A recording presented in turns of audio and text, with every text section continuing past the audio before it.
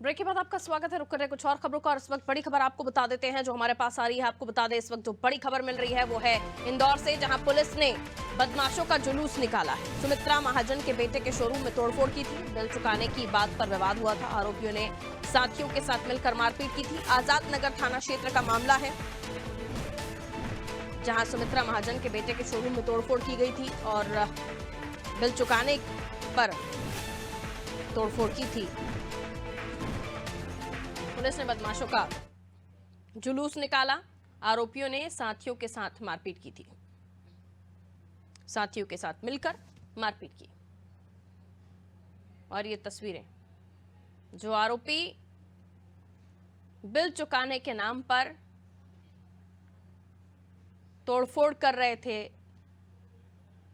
दंगा कर रहे थे, अब उनका पुलिस किस तरीके से जुलूस निकाले। होना भी यही चाहिए। अपराधी प्रवृत्ति के लोगों को सुधारने के लिए आप कितना ही इन्हें पीटेंगे, क्या करेंगे। ये जो तस्वीर है ये बताती है कि आरोपियों को ये सजा भी मिलनी चाहिए। चलिए, योगेश हमारा सहयोगी हमारे साथ जुड़े हुए हैं। सुमित्रा महाजन यानी ताई के बेटे के शोरूम में तोड़फोड़ की सजा ये कि आप पकड़े तो गए हैं, साथ में उठक बैठक लगा रहे हैं, यानी इनका जुलूस निकाला है सीधे तौर पर पुलिस ने।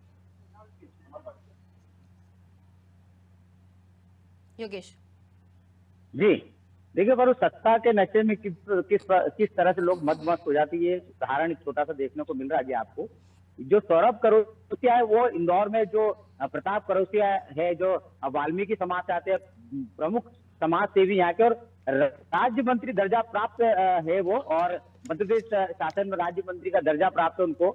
और उनके भतीजे है सौरभ करोसिया जो है वो लोकसभा पूर्व लोकसभा स्पीकर सुमित्रा महाजन जी के बेटे जो मिलिंद महाजन, उनके शोरूम मिड वेस्ट में अपनी गाड़ी की सर्विसिंग करवाने गए थे।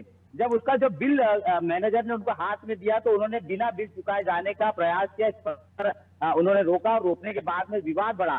तो विवाद बढ़ने के बाद वो जो सौरभ करोसिया अपने साथियों के साथ आया तो उन्होंने शोरूम में मारपीट की, मारपीट के साथ तोड़फोड़ की। और इस बीच बचाव में जब मिलिंद महाजन के बेटे यानी कि सुमित्रा महाजन के पोते जब बीच बचाव करने आए तो उनके साथ भी मारपीट की गई। और उनकी मारपीट के बाद में मामले ने जब तूल पकड़ा तो मध्य प्रदेश के मुख्यमंत्री मोहन यादव जो है उन्होंने एक एसआईटी गठित करने के निर्देश दिए इंदौर पुलिस को। एसआईटी गठित करने के साथ ही जो प्रताप करोसिया के भतीजे हैं सौरभ करोसिया को गिरफ्तार किया गया। गिरफ्तार करने के साथ उनका जुलूस निकाला गया।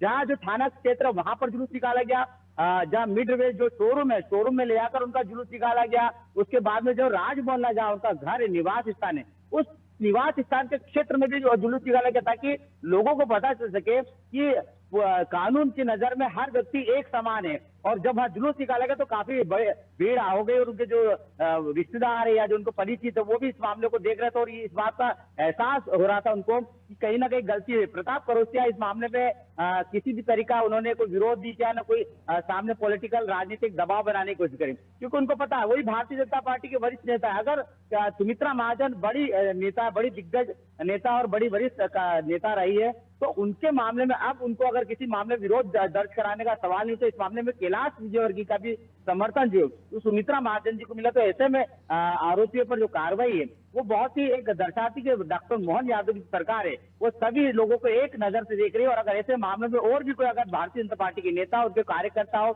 या कोई भी उनके रिश्तेदार हो, अगर ऐसे मामले में अगर लिप्त पाए जाते हैं तो कड़ी से कड़ी कार्रवाई की जाएगी। बिल्कुल, कड़ी से कड़ी कार्रवाई होनी भी चाहिए, जाहिर सी बात है, क्योंकि जिस तरीके से मामला निकलकर सामने आ रहा है और आप उन्होंने दंगा करने की कोशिश की, दबंगाई दिखाने की कोशिश की और अब इस पर हम देख रहे हैं कि सीधे तौर पर अब कार्रवाई भी हो रही है। लेकिन क्या इस तरह की कार्रवाई, क्योंकि ये तो हाई प्रोफाइल मामले से जुड़ता हुआ पूरा मामला दिखाई दिया, इस तरह की कार्रवाई से क्या इस तरह के मामले रुकेंगे या आने वाले समय में हमें ऐसे जो आरोपी हैं उन्हें कोई सबक मिलेगा, ये भी अपने आप में सवाल है। किसी एक, क्योंकि हाई प्रोफाइल मामला है और ये कार्रवाई कर दी तो बस नहीं हो जाता, इस मामले में पुलिस को आगे इस तरह के मामले ना आए, इस तरह के जो आपराधिक प्रवृत्ति के लोग हैं वो अपने पर ना फैलाएं, इस पर भी तो कार्रवाई होनी चाहिए। देखिए पारुल, आपने बहुत अच्छी बात बोली। इस बात का हम भी एहसास कर रहे हैं कि ये तो हाई प्रोफाइल मामला था। सुमित्रा महाजन जी के बेटे के शोरूम का मामला था, और इस मामले में जब उनका दबाव केंद्र तक गया, यानी कि हाई प्रोफाइल मामले के बाद में जब हाई कमान के बाद में, तब जाके मध्य प्रदेश सरकार को भी एक्शन में आना पड़ा, इंदौर पुलिस को भी एक्शन में आना पड़ा। लेकिन सामान्य व्यक्ति के साथ अगर इस तरह की घटना घट जाती तो कहीं ना कहीं राजनीतिक दबाव बनता है, और ऐसे लोग आराम से छूट जाते हैं, आसानी से छूट जाते हैं।